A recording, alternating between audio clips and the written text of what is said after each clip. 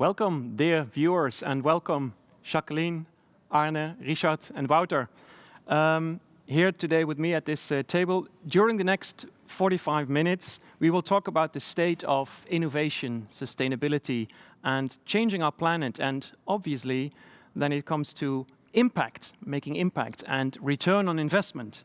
We will discuss today along the theme, can we let go of the dogma that increase of production always goes hand in hand with increased environmental impact? Why now? Why today, this discussion together? Because today is KUBO's global launch of the very first CO2 negative greenhouse, producing large quantities of fresh vegetable whilst absorbing CO2 from the outside air. Let's dive into all these exciting aspects of creating changing impact around the globe with smart innovations, with present here Jacqueline Scheitzbach, director at the Impact Center Erasmus, part of Erasmus University that builds bridges between science and business practice to accelerate innovations to real impact. Arne Bak, welcome, is sector manager horticulture at Rabobank, the world's leading food bank, knowing what is needed in the international greenhouse horticulture sector. Richard Jonkman, Innovation Manager at KUBO, one of the leading greenhouse manufacturers with a focus on sustainable production and cultivation. And Wouter Kuiper, owner and CEO of KUBO, running this family business created in 1945 and turning it into a globally operating leader of sustainable food production. My name is Jeannot Wijvoort, and I will try my very best to get some interesting facts and inspiring facts onto this table during the meeting that we're having here. I'd say let's start and let's see where we stand first. Perhaps a question to Jacqueline, you and Richard. Is it correct that the greenhouse sector is sort of under attack at the moment for its environmental footprint, if you relate that to the food that needs to be produced by the same sector? Is it correct? Is it just that they're under attack, you think, Jacqueline? I would say it is just because the greenhouse sector, horticulture sector, uses a lot of energy, but and water and pesticides, and there are some labor issues. But on the other hand, it's a very innovative sector, and you see that, especially in the Netherlands, that a lot of entrepreneurs in this sector did a great job to innovate, to make it more circular, to reduce pesticides, to reduce water usage.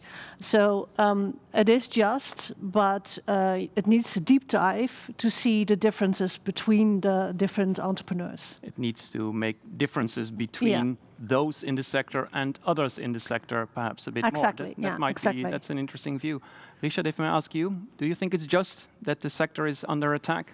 Yeah, under attack, it's just an expression about it. There are clear goals for a reduction in carbon for 2030 made by the European Union. I think it's also a good thing that we always force to innovate, to improve our processes, to lower the carbon footprints. And yeah, the good news, it's possible as well. And there's...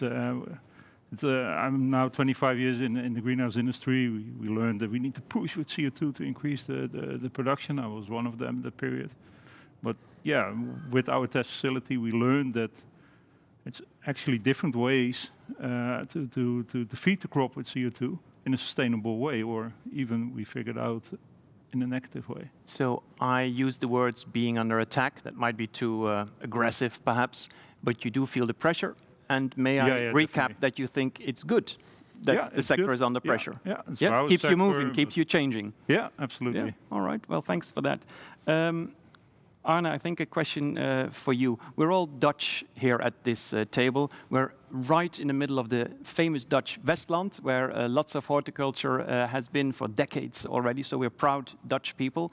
But just for the viewers to understand as well, in your business view, knowing the sector, the horticulture sector so well, what are the facts? Do we really use in the Netherlands our greenhouses in a different way than elsewhere in the world?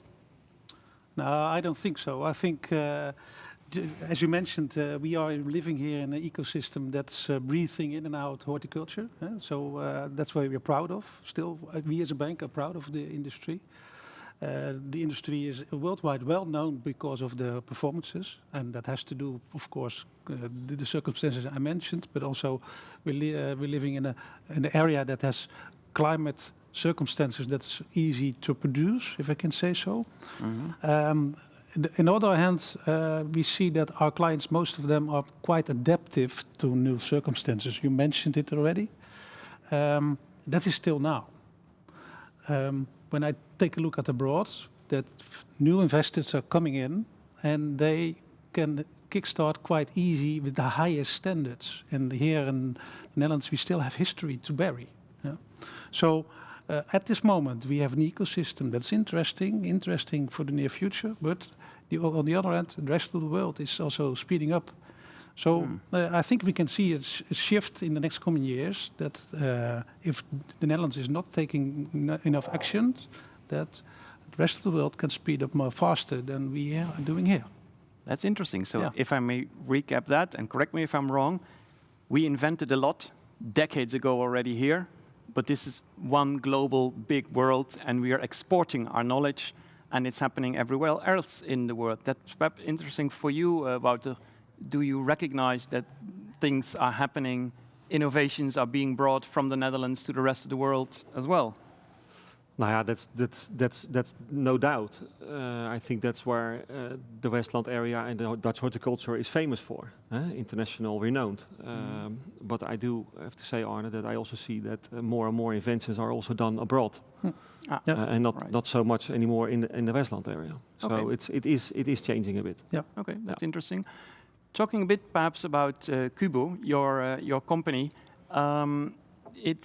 We all know that food has a huge impact because the impact on the environment in food production is huge. 1/3 of CO2 emissions in the world is caused by food production that we need in our world.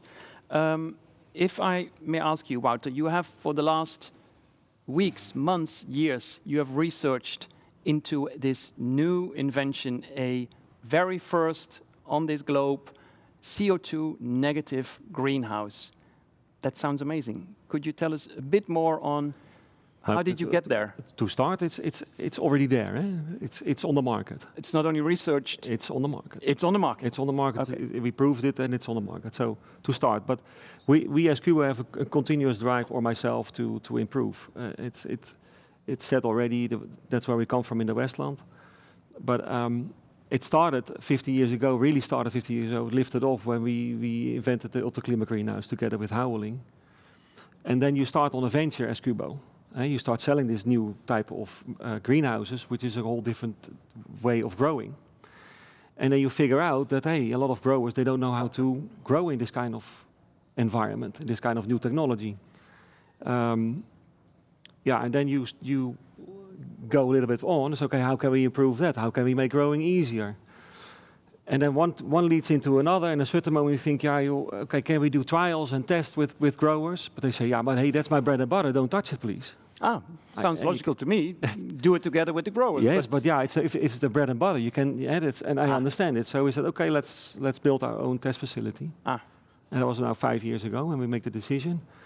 Because you feel that there's something on the horizon or over the horizon that you cannot touch yet or cannot see yet, but you feel that there's more is possible with the technology.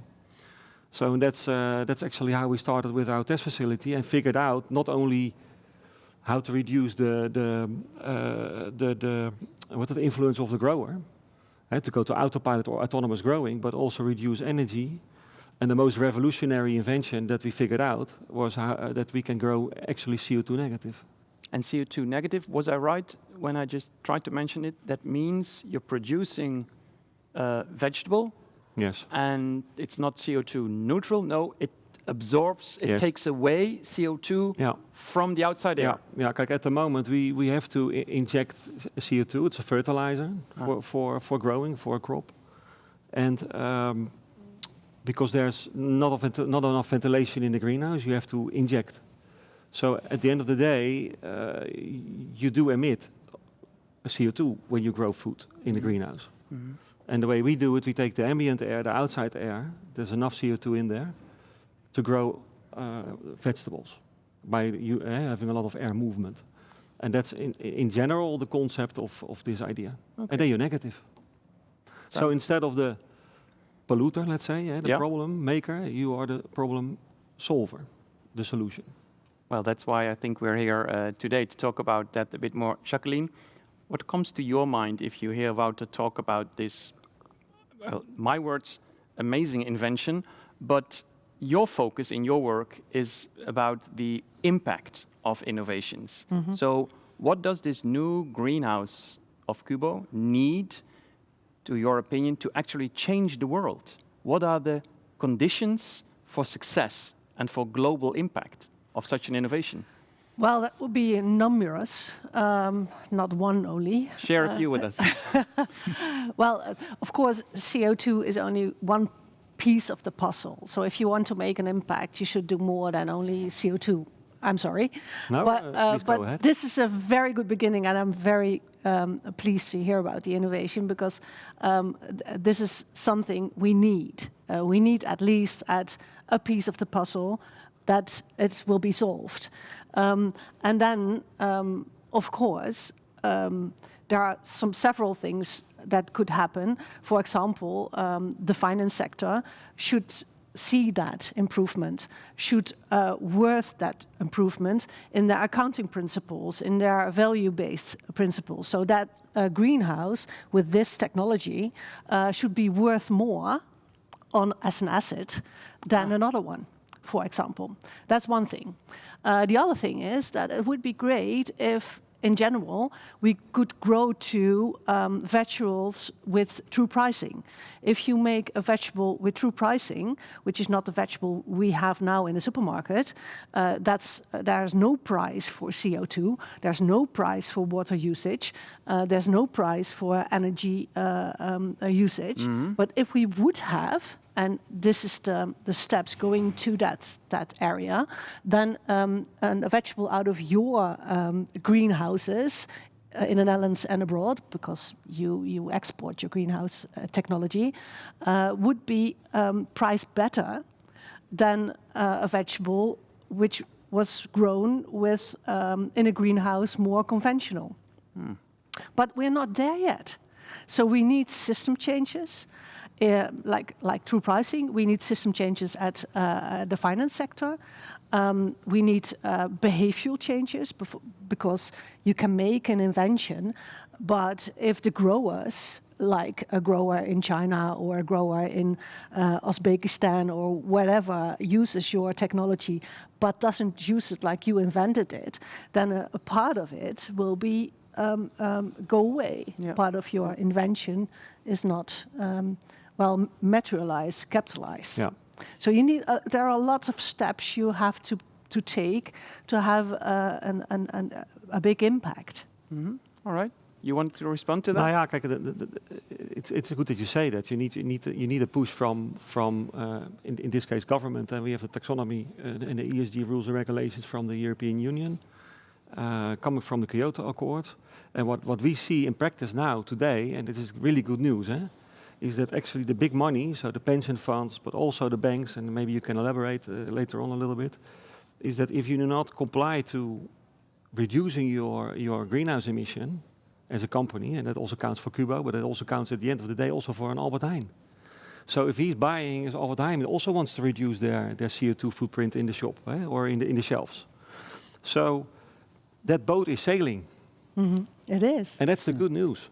So, and that means actually if you not comply to reducing your CO2 footprint, you will not get a loan, or maybe your interest goes up. You're knocked out. That's the momentum where we're at. If I may ask you in a bit, Arne, finance, it has been mentioned, the role of the banks, but Richard, perhaps first, to make it clear to everyone here at the table and the viewers watching at home, what are in fact the benefits for growers or investors that buy such a new system, such a new greenhouse?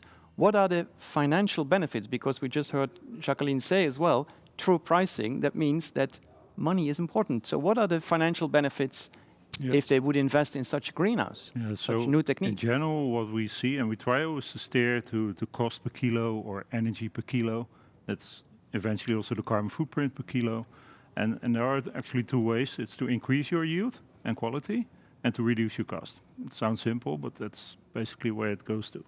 And with the technology we got, we can also control the climate. So you're not delivered on the outside circumstances anymore. So we can maintain a very stable grow line to maintain good quality and increasing yield by avoiding plant stress. So that's the first step, to increase that yield and quality. Plus that our system works with low-grade heat, what makes it easier to reduce the energy input. And as today we found a solution for feeding the plant with CO2 with the outside air, instead of burning fossil fuels to feed the plant. So that total package actually reduced the cost, increased the yield, what makes it much more attractive to start producing the products or the fruits. Also a small step to, CO2 is one part or other parts. And nowadays what we see abroad as well, but also here in the Netherlands, is that investors who can invest in a greenhouse, many times now we see that they first found a location with waste heat streams. That's already a criteria nowadays to start a new operation. And our system is very complying with that waste streams because we use low-grade heat with our technology. I don't make it too technical today, but one of the major questions that always came up, hey, we have heat, but in the general strategy, we say, okay, we have heat from the boiler or the CHP, and then we automatically produce CO2 by burning gas. But when you go on the waste stream, where do we get the CO2? Main question. And now the ball starts rolling for us. It's because we have a strategy and technology to add the CO2 from the ambient. And also to make good use of the greenhouse and the technology and that strategy. It's not that you can just push the button. It's with artificial intelligence software. We can also looking give at the benefits financially, if I may conclude a bit for investors in this type of greenhouse, the yield is very high. Yeah. The cost per produce are low, are good, because you just mentioned it needs to be true price. Yeah, your OPEX There's no investment needed in buying additional CO2. That used to be the case in the old days. You don't have to pay for fines from Europe, if I may put it that bluntly, for CO2 emissions. In the near future, you can expect carbon credits, I think they call them. So there's no need for that because, financially, it comes towards a true price a lot already. Yeah. That is interesting to. And perhaps you can even get a benefit from converting CO2 into dry matter, plant content, or fruits. Yeah. That you are a cleaner, and then it's maybe the opposite side that you not pay for carbon credits, but you can make a financial model out of it. I would like to turn to the banker on this table. Arne, how do you see all this as a finance man? What should you think generally happen to see across the globe that these types of innovation that are really being implemented on a larger scale, that the impact is really being made on the planet, on changing the planet? Look at it from your perspective, please. Yeah, that's a good question, because my colleagues here on the table also mentioned the relevance of the bank, but I have to say it, let's bring it to another perspective, because they always say the bank is the most biggest influencer. I'm sure it's not. And to be honest, the biggest influencer for entrepreneurs is the cost price of their product. So taxes, etc., are going enhance innovation quite fast. We can see that in the energy crisis. We saw enormous amount of investments in energy screens, etc. It leads to a result of 20% of the carbon emissions in the Netherlands. So big achievement. And we also see that, and that's a new topic in this conversation, that the influence of the retailer, so the market demand is, I think that will speed up more. And there's good news to tell as well. For example, you mentioned Albert Heijn. That's a big wholesaler or retailer in the Netherlands, and they're also a global player. They assessed their producers with their footprint, and they enhanced them to lower their emissions in the next coming years. So, and not Albert Heijn is doing that. Yeah, that will be a big push. All retailers are doing, are developing programs like that. For example, discount formulas are doing the same. And when the market demands is developing in this way, that gives an enormous push to invest in new technology, and that I think will enhance this development. And good to know that the banking industry is also very interested in this, and that both for retailers as for banking industry, CSRD is a big driver on that. We as Rabobank also signed the Paris Alignment. We did also the agreement in the Netherlands, that means climate neutral for horticulture in 2040. So that means we feel committed that our clients reach the goal, reach 2040 in the Netherlands. And therefore we try to develop products that help clients speed up their energy transition plan. Yeah. So, for example, new investments today, not working capital, but for example, we call it a debt investment. We say, besides the taxation of the firm, the jaarcijfers, I don't know the real name in English, and otherwise we ask, and the third one we ask is the energy transition plan. And that is used to have a very good strategic discussion with our clients. So how are you planning to reach 2040? Yeah. But this is all coming, if I may interrupt, this is all coming from an ESG incentive. It is. Yes. Which is great, obviously, yes. But we just a CSRD incentive and a demanding from the bank. Yeah. Yeah. And from the but retail what industry. do you do Yes. to support entrepreneurs on their research? Of course, we know that the CSRD and the integrated reporting demands concerning CSRD demand organizations to report annually about their ESGs. And of course, the bank will ask them to do and want to see something.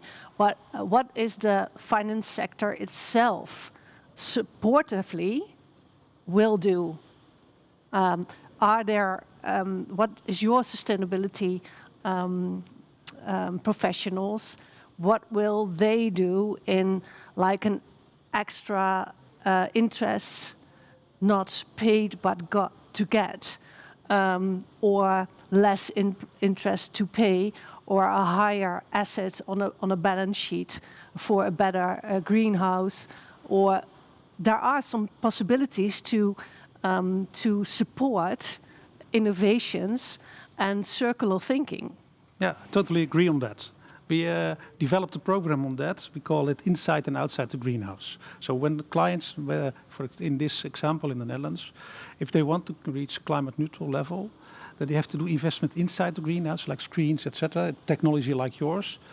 But we know not in all places and not every greenhouse can do that on its own with all this technology. Mm-hmm. We know that you also have circumstances like heat wells, etc. We want to develop those investment outside the greenhouse. For example, heat wells, we invested 90% of the Dutch heat wells already. Geothermal. Geothermal wells. Yeah. Mm-hmm. So we are really committed, and really committed by enhancing the clients.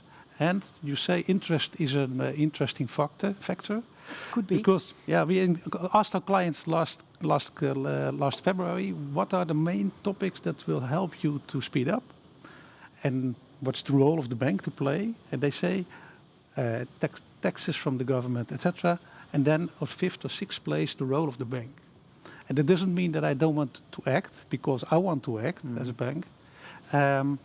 And for example, we lower interest rates as well. We'll see how can we combine, for example, sustainable investments with sustainable products, if I can say so. And that's all to enhance investments inside the greenhouse. But what if you do not match the targets in your ESG plan, and your accountant doesn't sign off on the year report? Yeah, sometimes we can be a showstopper, if we can say so. Are you going to pay more interest? Yeah, sometimes we can be a showstopper, if I can say so. So the reason that we ask for the energy transition plan, is that we want to be sure that our client can reach 2030. If he can't, that means he has another perspective for the future, and then we have to elaborate about that future.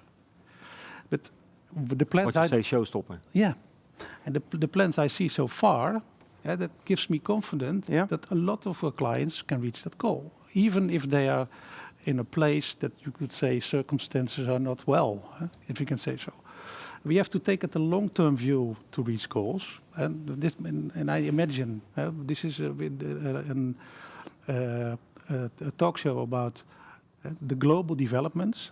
I'm not sure how it goes in Germany or how it goes in Ecuador or how it is in the States. They have other circumstances, but I'm for sure that the banking industry over there as well is having the same regulations as us. But I would like to conclude a bit about the banking industry. Yes, but may I give one comment on this one? Because what I see happening is like the European Union is so big market. Yes. So if you want to supply to the European Union, you have to comply to the rules and regulations. So what I see coming is that actually European Union, and also, by the way, China is also following shortly. Yes, they will change the world. Yes. Because if you want to be in the game, you have to. You have to comply. Whether you're from Ecuador and supplying to the European Union, when you're from, doesn't matter where you come from. But that's a good question. Concluding? I'm concluding to that. I can read on that, but you have to be aware that you're playing now with clients that they already almost comply on this topic. But when you take a look here out of this greenhouse here in the Westland, you see there's a lot of clients who don't have the possibilities to make that shift. And they are part of the ecosystem as well. But so the last 5 minutes we've been talking about the ESG drive towards a better planet. But again, back to what you just said, the price remains to be important for the end consumer. And with the invention that you brought to the market now, the price is at a right level. The return on investment is right, because there's lots of price benefits, cost price benefits. I do understand what you say, because there's industries where you do need support, and I think that's what you mentioned. In this case, it's different the already. Cost price will be lower. Yeah, exactly. But I can assume that that doesn't count for any product or every product. But Wouter, if I may ask, because a little bit back to your invention here, the world's first CO2 negative greenhouse. Why didn't you invent that 10 years ago? What kept you from inventing that 10 years ago? So in fact, my question is, it's a bit a childish question perhaps, but the question is, in fact, are there different drivers for your company, for you personally perhaps even, that drive you towards this invention now? Is it the market that is driving you? Is it the regulators that are driving you? So what made you come to this? I think it's come from two directions, and it arrived at on time at the same point, roughly. So I told you already 50 years ago we started with the ultra-clima greenhouse, which is a different way of growing with forced air into the greenhouse. And also, I also don't want to be too technical. But anyhow, it's a different way of growing, and already there we could reduce the CO2 consumption with 30%. And what we're doing now, because we have our test facility, we kind of figured out that we can even reduce more, not even more. We can actually go negative with negative emission. So it actually arrived at the same point. I think the timing is just perfect. Yeah. So you have your own lab now. That's something you invested in. That sort of catalyzed it. And of course, the whole issues with the higher prices of energy and the ESG rules and regulations coming up, of course, made our think a little bit in a different way. Let's go wild. Let's see if we can grow without CO2. Let's see if we can go for CO2 negative. So the rules and regulations in Brussels also triggered us to go beyond boundaries in our lab as well. So it's So it's a combination. A combination of. And we talked in the very first question about the pressure. I named it under attack, but there is pressure from society, from your regulators. Yes. And that apparently does help getting to next level innovations. Of course, and which topics are relevant. So we also within KUBO then, Wouter with the board and the technical team looks, okay, what are the main topics? What are we going to do in the test facility? I'm curious here perhaps, and I'm not looking at Wouter now because he's your employer, he's your boss, he owns the KUBO company. Yeah. But did he mention to you when he sent you into your Blue Lab research center years ago, did he mention to you, don't just innovate, but look at the return on investment as well. Make sure that what we invent here to make the planet a better place, make sure that that is well worth investing in. So return on investment, ROI, was that part of your mission given by that's a clear goal within KUBO in general. So when we talk about making something sustainable, it's two ways. It's sustainable for the environment, but it also needs to be affordable. Otherwise, it's not sustainable. So that is part of the mission and part of the end product, apparently. Yeah. All right. We call that a total return on investment. Because that's interesting. Because the normal, like the conventional return on investment is only a monetary way to look at on a return on investment. What we look at impact-wise to the total return on investment.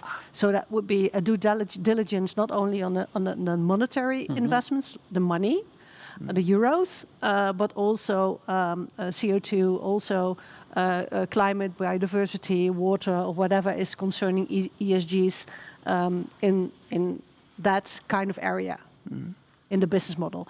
So your business model should be like impact thinking, should be total return on investment. Well, that's, I think, what's been happening here for around this invention. I can't know that because I only know some information about the CO2. But there is more to a total return on investment than CO2 alone. Then let's create that moment now. Jacqueline, Arne, you hear those two gentlemen be proud about their new invention because they believe it's good for the world and good for the planet, etc. Do you have any critical questions to Wouter or to Richard about this innovation? I would like to start with you. Yes, please do. Anything you would like to know, or perhaps anything you would like to give them as an advice? Think of this. How many items do you have? Think of this when you How much time do we have? when you bring this to the market. Let's spend a couple of minutes on this. Okay. First of all, I think the bankers will easily adapt if they have the right facts and figures. And that's the same as it's working with your clients. They have to be convinced by proven results. So to be honest, your story is impressive. It's also promising, if I can say so. But show the world in a higher plot, in a bigger plot, excuse me, that you can do it there as well. Not just only on 1,000 square meters. Show it on 10 hectares, for example. And that's first of all. And also invite us as a bank or other banks that you can also do this on not just only on scale level but on the bigger scale. So I think that will also help your clients to kickstart as well. Let me ask, is that part of your plan already? Of course. But to start, we started the test again. We did it last year. We did do it with very good results. We started again this year. So we now team up with one of the best tomato growers in the Netherlands. Let's say top 3. And the third party is, let's say, for validation. That's the climate neutral group. And so the validation will be there. There will be a white paper. That's also something we, for sure, are more than welcome to see it all. And by the way, everybody is welcome to see that. And have a good suggestion to that as well. When you see this is a big shift that's going to happen. If you now can already involve the value chain, like banks, but also the demand, so retailers, maybe they can be part of the investment as well. Yes. So create the ecosystem that developments like this can Yeah. develop more fast, Yeah. much more faster Yeah. than it does today. Yeah. Yeah. Yeah. So Good suggestion. Thank you. Yeah. It's- Would it have helped if you would have had investors already 2 years ago? I think that's a little bit too early. 'Cause now the product is ripe and the timing is also right. But I do agree with you. You see also, for example, companies like Lidl, they invest in the waste stream. yeah, and production facilities as Production well. facilities and all that. IKEA as well. So yeah, I think there's an opportunity for that. Yeah. And that's together. You need the bank, you need the investment, Yeah. you need also operators. Yeah. But you brought it to the market, and now you are, if I understand it correctly, you are communicating. Well, that's in fact what we're doing right now with everyone watching and listening sure, as well. for Now sure. you're communicating to investors, to banks, etc. Yes, but also on a retail, worldwide scale. and also Am I right? retail. Yeah, Also and retail as well. Yeah. Okay. Yeah. Yeah. Let's turn to Jacqueline. Any critical questions or advice, perhaps, on guys? You have to consider this when you're communicating this invention to the world. Well, I'm of course not part of the green housing sector or the horticulture sector, so to have advice would be a bit arrogant. But you mentioned upscaling, like the skill size. That's one direction. The other direction is you mentioned that it's about a tomato plant. So I would say, how far is research on other plants, and how far is the research on organic plants, more organic growing? So that would be very nice. And next to the CO2 negative would be the other factors, like I earlier said, like pesticides, like water, like the energy you use, or the storage, or to make it the total more circular and more organic. Kijk, it's very costly to do this kind of research. So we have 2 zones, but we just started. Actually, next week we're going to start with strawberries.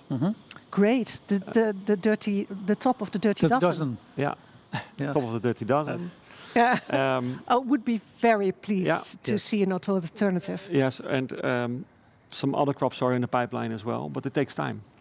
It takes time to do research on this. One thing. The other thing is, what else was it? What you said about?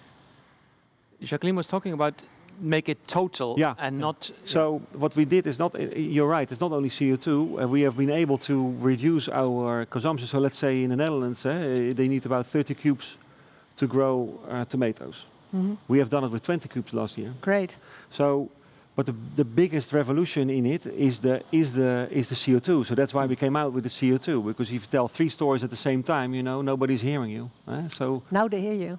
yes. So that's where the main driver is, or the main outcome, what we are telling the story is the CO2. But there's also a big incentive on energy reduction. Having this said, so the greenhouse itself is also gassed, instant netting. It's positive pressure inside, so it's hard for an enemy bug to fly in. Because we have a very good balance in the greenhouse due to the better climate condition we can create. There's less pesticide needed because the plant is is in good health, in good strength. So Natural resistance. it's natural resistance. Yeah, I try to read into this conversation, of course, and I've heard, but correct me if I'm wrong, that you took the plant as the central of the whole innovation, and that was what delighted me. I wouldn't say the most, but especially is that the plant is the center of the innovation. Yeah, that's correct. Yeah, and the plant itself is the biggest climate system in your greenhouse. So it's absorbing all the radiation heat, it's creating its own humidity, it's converting CO2. That's interesting. So you Great. were listening to the plant. Exactly. What is the best condition for the plant to bring us its value, instead of us, man, deciding we will give this to the plant and we will bring that to the plant, CO2 and pesticides, and everything. Yeah. Listening to the plant, is that key here? Always. That's always. interesting. That- Well, you I got that. was very impressed by from that, this. All because right. if we That's would interesting. listen more to the plants, I think there are more answers than we would imagine than we did it, conventional over the last decades. Yeah. And what also, I give you an example. What we also do is we use very simple techniques that are very cheap in usage, but also very low footprint on the environment. For example, we can cool the greenhouse with a cool mattress. which is already a technology. This is, I think, 60 years old. And we incorporated it in the design. So with that, you can actually just, by running cold water over a mattress, the air sucks through and you can cool down your climate already. Yeah, great. Instead of using air conditioners with a lot of electricity usage. And it's the same with the CO2. Tests are now being done or run to take by using electricity to take out the CO2 out of the air. Now 400 parts per million. Good luck. So it's very costly because it costs a lot of electricity to take the CO2 out and then put it into the greenhouse again. It's not needed. Keep it simple. Keep it simple. Cost price low, least impact on the environment, and lower cost. Lots of natural thinking came together. If I may, John, please. what's your plan on the floriculture industry? On the floriculture? Yes, now your focus is on the... Could you say what this is? Because floriculture? Flowers and plants. Yeah, I think there's also opportunities there, for sure. Especially on the pesticide level, I think. We read about that a lot in the media nowadays. For now, your focus is on food and vegetable in this case. Yes. But obviously, I think there's also opportunities for sure. Opportunities for that as well. There we look to the plant. So it's not the goal to push in 800 ppm of CO2 in a greenhouse, or it's not the goal to reach a certain temperature. No, it's the goal to create the perfect circumstance for the plant, and the plant can have a maximum netto photosynthesis. That's a great learning already that we have today. The starting point where we look. I have a question for Arne, if I may. We haven't talked a lot about localization of food production. Me as a non-informed consumer, I want my food to be produced locally. I don't want my vegetables to be flown across the world. As an uninformed consumer, I say that. May I ask you, because you have this global view as well, do you see a change happening in the world, in this sector, towards more local production of food? I'll ask you as well later on, Wouter. That's fine. Arne first. Yeah, I see the development, but it's already going on for a couple of years. It has main driver on that geopolitical drivers. So, for example, COVID was a driver on that. Now we see the issue in Russia. So a lot of countries are making a more way to be self-sufficient, especially in food produce. Food security is spot on, if I can say so. But this is already going on. This is not new, but that's maybe interesting in this technology. Yeah, is it also in this with use of this technology possible to produce year-round? So that means that you don't have to transport over longer distances food. That's maybe a question to answer. Yeah, I think you have to look at every location, and every situation is different. So it can be that in certain countries the cost price will be way too high because of certain labor cost or energy cost. And it can be that, let's say, in other countries, I can give you now an example. In Scandinavia, we cooperate with an investor, Warren. And you mentioned it already. They actually buy the rights for the waste heat of the factories in Scandinavia. So we can build a greenhouse to it. So you have actually you're climate neutral on energy. Together with our technology, you're actually you're neutral. Overall, climate neutral. Then the only thing is the shipping part. So the trucking. So what is then the balance to grow local versus completely climate neutral in, let's say, 1,000 kilometers away from here? So I think it's always the balance of what is under the line. So every location on the globe and finance. May I add something about this? Please do. Yes. We researched last year 75 stock exchanged companies in the Netherlands about their reporting on sustainability. And only 5 of them reported on the absolute numbers. Like you see that relatively it can go the right way. Like a tomato has 0.5 and you go to 0.3. But if the amount of tomatoes goes up with 2 times, then still absolutely the impact is higher. So you have to report not relatively, but absolute. Absolute. Yeah. And that's not done yet. Yeah. Or at least we did research, and it's just a minority of stock exchange companies, which are big companies, not like, they don't report like that. So if you want to compare it as a consumer as well, but as a banker as well, you should know what's absolute. Yeah. Yeah.